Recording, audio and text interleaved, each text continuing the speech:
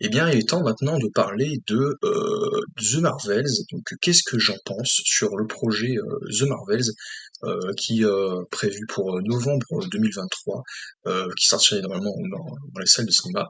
Alors, je vais en parler très très brièvement sur ce sujet, et je crois que j'avais déjà fait une petite vidéo sur le sujet à propos de la série Echo. Il me semble que j'avais dit oui, que je n'en attendais pas tellement beaucoup de cette série, contrairement à Loki, où franchement j'ai très très hâte. Et puis de toute façon, micro-parenthèse, vite fait, Estampillé, la série Echo, normalement, est décalée et reportée à 2024. À la place, ils vont sortir, normalement, What If, en mi-décembre, fin décembre, ça, ils vont sortir What If, saison 2. Donc il y aura du What If saison 2, du Loki saison 2, et entre les deux, nous aurons Captain Marvel 2, donc The Marvels, avec le trio, le fameux trio, qui est composé donc de comment dire? Alors, j'ai pas le nom des actrices en tête, excepté Brie Larson, donc qui joue Captain Marvel, donc Carol Danvers. Je connais, voilà, donc je vais dire le nom des personnages. Donc qui est le trio qui sera composé donc de Carol Danvers, alias Captain Marvel, de Miss Marvel, donc la jeune Kamala Khan, et donc de Monica Rambeau, Photon ou Spectrum dans les comics. Alors du coup, qu'est-ce que j'attends de ce projet? Eh bien, pas grand-chose en fait. Je sais même pas si j'irai le voir. Autant tous les films à partir de Deadpool 3 ou Captain America, même si je pense que ce sera plus Captain America qui sortira avant et que Deadpool sera reporté à fin 2024 à la place de Thunderbolt. Moi, je pense honnêtement que je j'irai pas le voir, mais voilà, j'en attends pas grand-chose. Mais voilà, j'ai tout ça pour dire honnêtement que, en fait, je trouve que voilà, on va peut-être essayer un petit peu de s'appuyer sur le ressenti via le trailer qu'on avait réagi, qui était sorti au mois de, je sais plus, enfin que j'avais fait une petite réaction au trailer. Alors le trailer, il nous a dit qu'est-ce qu'il nous avait, on n'avait pas fait d'analyse, mais maintenant on a tout le temps de travailler et de le revoir pour voir de quoi il en était. Donc si on refait une petite analyse dans le trailer, on nous donne un peu plus d'éléments par rapport au premier, et puis aussi qui ont directement des connexions avec la série, la mini-série sur Disney+ de Miss Marvel, où à la fin, attention, spoiler, donc je vais spoiler tout au long de la vidéo, je vais spoiler, donc je sais, je vous préviens, celles et ceux qui créent dessus. Donc ça sera 100% spoiler, je mettrai des trucs directement au début de vidéo, sinon si j'oublie, je le dis maintenant, je ne sais pas si je vais me rappeler. Mais voilà, du coup, spoiler, si vous n'êtes pas à jour dans le MCU et que vous n'avez pas vu les films Captain Marvel, le film Captain Marvel et la série Miss Marvel, et que vous n'avez pas forcément vu aussi WandaVision, est-ce dispensable? Parce que WandaVision, c'est là où il y a le retour, enfin même la première apparition en tant que adulte donc de Monica Rambeau qui a été introduite dans le premier Captain Marvel également. Euh, voilà, on verra. Donc tout ça pourrait-il qu'en fait, ça fait suite à Miss Marvel et on apprend que le fameux bracelet de sa grand-mère, que la grand-mère lui avait légué, alors là, je reviens dessus déjà, à propos du trailer, il y a des choses qui m'ont un petit peu gêné. Au-delà du fait que c'était un peu trop bizarre le bail et que tout le monde était en mode mais c'est n'importe quoi, ça va être horrible. Et puis Miss Marvel elle va faire des blagues, ça va être la nouvelle Peter Parker qui va. Peut-être que Peter Parker il va légèrement grandir, mais encore, ouais, il sera encore un jeune adulte, jeune machin, donc quand j'ai encore l'attitude de jeune. Mais Miss Marvel, c'est oh là là, c'est Spider-Man à l'époque de Civil War et de Homecoming. Donc ce côté un peu teenage, un peu jeune, c'est limite si on n'entend pas les trucs les musiques qu'on entend de ce genre de choses là, avec le Bayou, etc. Là où t'as les jeunes qui écoutent enfin, pas forcément du hip-hop, c'est pas du tout du hip-hop, de la musique, un peu avec de l'ambiance. Mais voilà, donc pour faire suite à ça, eh bien on se rend compte que le bracelet est connecté à à une sorte de jumelle, de sœur jumelle entre guillemets, même si c'est un bracelet et pas une, voilà, beaucoup compagnie. Donc il a une espèce de double qui se trouve quelque part entre les mains de l'antagoniste du film, à savoir Dar Ben, c'est ça. Donc qui est une générale Kree, qui normalement serait la méchante donc de The Marvels, donc de Captain Marvel 2, qui voudra absolument mettre la main sur l'autre bracelet qui est en possession, enfin qui est est avec Kamala. Donc Kamala a en possession le deuxième bracelet et l'autre, enfin un bracelet et l'autre c'est Darkbane qui est en sa possession. Du coup, forcément, on va se rendre compte très vite que les trois héros qui ont le trio qui ont la chose qu'elles ont en commun, c'est que eux, en fait, elles ont des pouvoirs qui permettent de concentrer des.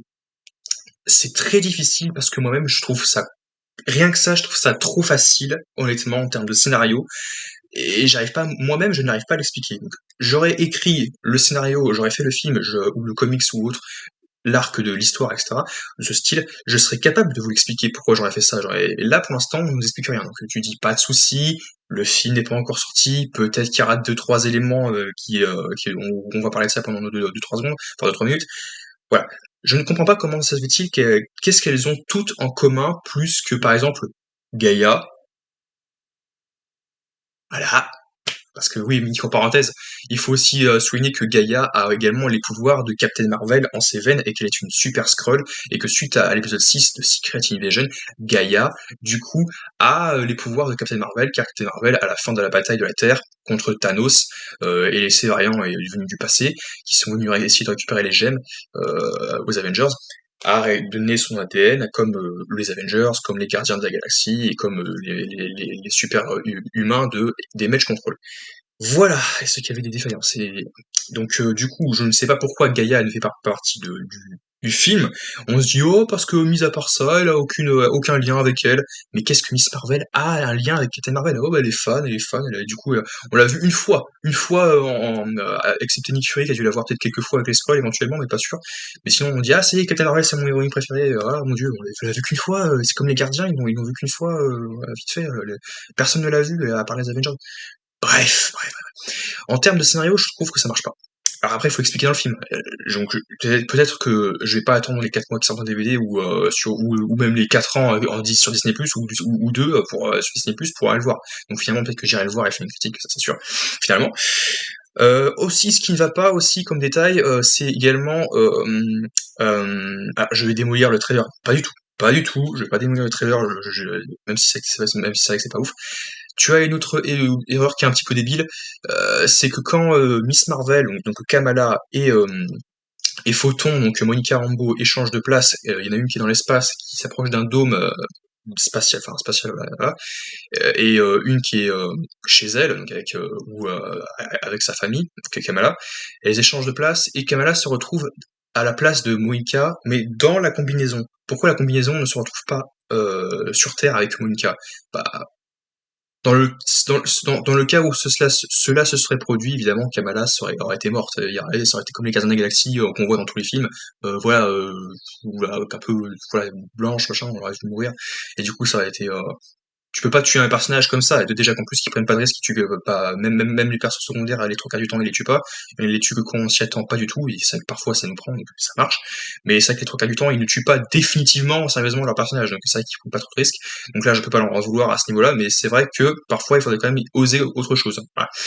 Mais là c'est vrai que ça marche pas, tu vois, que Kamala qui se trouve dans la combinaison du capitaine Rambo, là, franchement c'est ridicule. Sinon, pour venir à Darben et au cri, je pense qu'effectivement, elle a dû hériter ça du pouvoir depuis un petit moment. Alors, on ne sait pas qui a pris la suite depuis la mort de Ronan, car ça fait quand même un petit moment que Ronan est mort. D'ailleurs, ça fait encore plus longtemps que Adam Warlock, parce qu'on disait tout le monde se disait ah ouais, mais ça fait du temps que Adam Warlock n'est pas venu. Ça aurait été bien il aurait pu être présent pour Infinity War et Endgame et affronter Thanos et avoir les pierres, etc., comme pour les comics. Parce que c'est vrai que Warlock est présent effectivement dans les comics. Et là, ça fait encore beaucoup plus longtemps que les gardiens ont tué Ronan l'accusateur sur Xandar.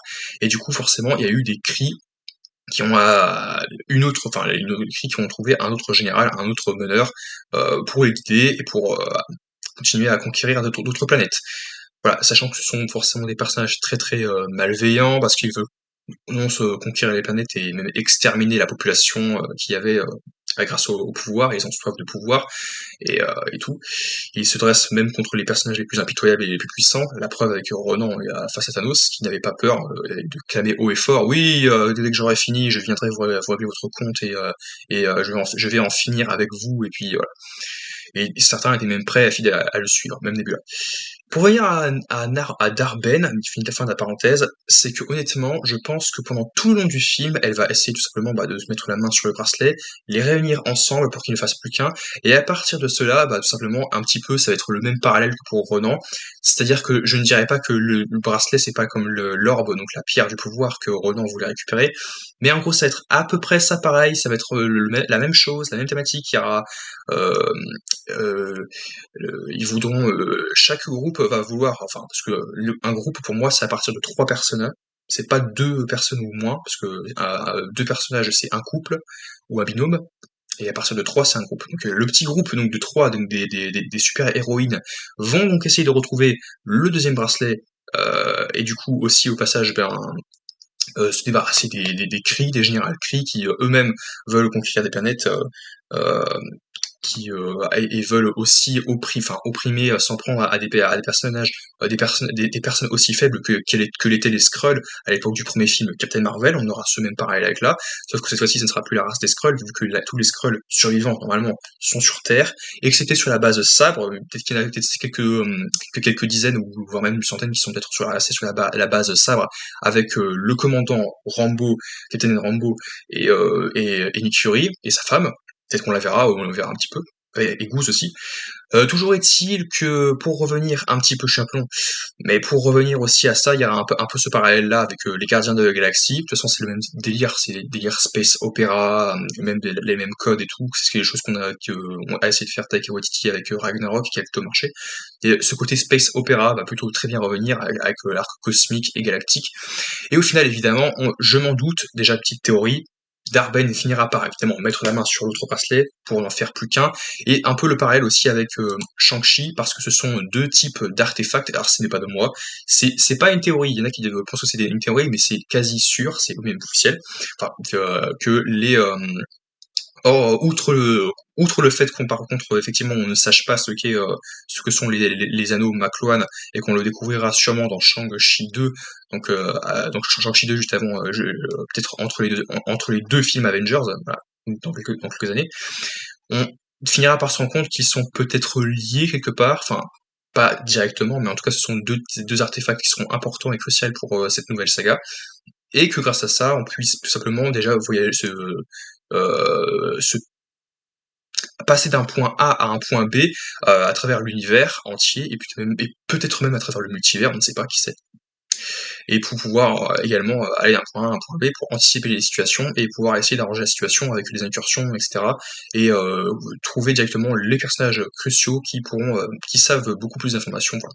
Je vais un peu trop loin, mais c'est juste pour terminer ma phrase aussi, expliquer pourquoi je veux en venir là. C'est parce que je pense qu'il y aura clairement un parallèle avec les Gardiens de la Galaxie, dans le sens où de toute façon c'est quasi sûr, parce que déjà on parlait de la race des Kree, on parlait de tout ça, il y a plein de parallèles, les Gardiens de la Galaxie, Captain Marvel et Miss Marvel, et WandaVision, mais étroitement, parce que WandaVision se construit évidemment sur la vie de Wanda et Vision et puis leur petit. C'est plus pour le personnage de Monica Rambeau, et qui sera lié à ce projet, mais tu n'es pas forcément obligé de voir WandaVision pour voir The Marvels. Donc pour conclure, je pense effectivement que de toute façon, au passage, j'avais pas précisé, mais que les trois personnages, donc le trio sera forcément obligé de rester réunis, donc les trois, donc Kamala, Carol et Monica devront rester l'une avec les deux autres, enfin l'une avec l'autre.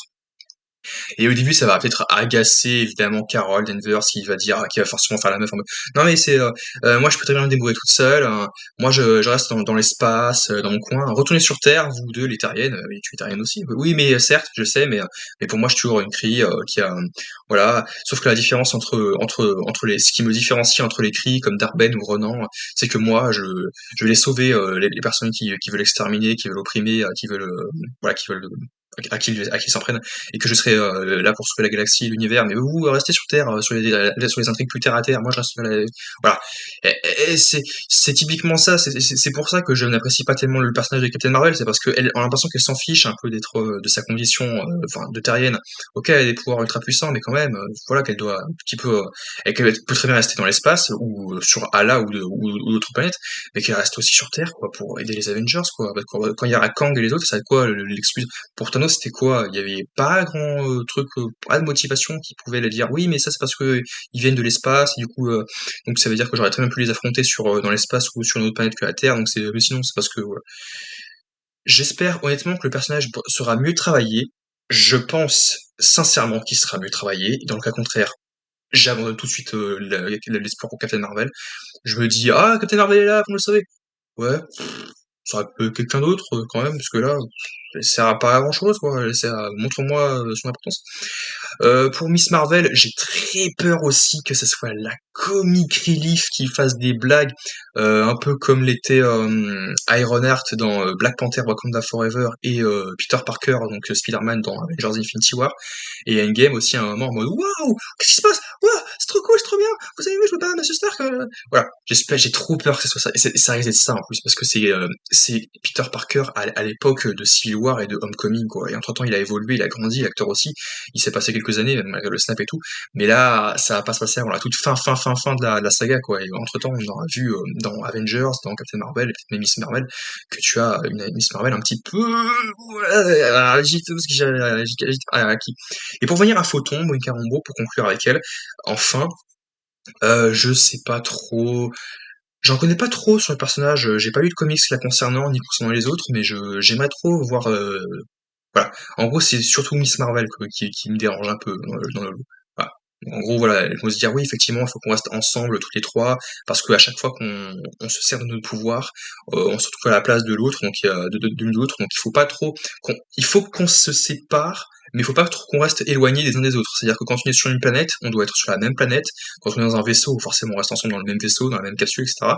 Et on devra forcément mettre la main sur le bracelet voilà, sans se faire vu, voilà. Et de toute façon, elles auront plus de chance si elles sont ensemble.